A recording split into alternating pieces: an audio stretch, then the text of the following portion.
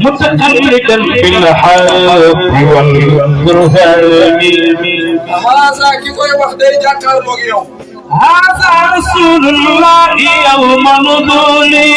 كيو هذا دي جاكار موغيو هذا رسول سيد شيخ احمد تيجان سي موي بوي ترولو لله يوم نزوله يلا محمد رجعنا الشيخ التيجاني عندنا اكوام متقلدا في الحق والبرهان ci jismu lañ ko def ay bi ci ruux lañ ko def هذا رسول الله يوم نزولي yow de ko ñaan rek mo am bi sa jëm di def ak متقلدا في الحق والبرهان cheikh rajasi do def ci ruux def bim def bi yott yalla muhammad def ci jëm هذا رسول maam cheikh neena sama trodo àddina ak yott yalla muhammad ba ci kanamu الله يوم نزوله lan moo xewal mu ne keroog bi yàlla invité yott yalla muhammad moo àndi ak ko cheikh Tidiane متقلدا في الحق والبرهان sëriñ cheikh neena ñaari ruux yi la yàlla da sabaarado هذا رسول الله يوم نزوله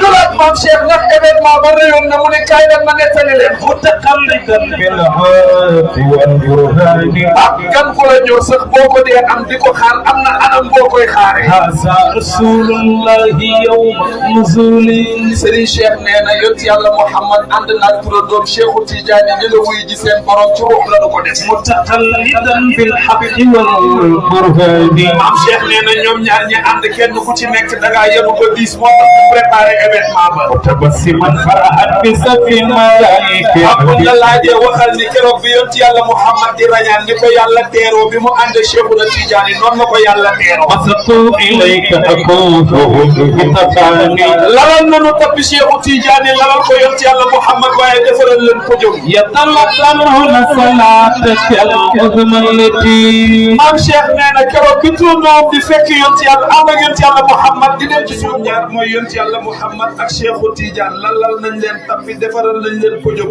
waaye diggante tappi bi ak podium bi dafa am ñaari yu fa nekk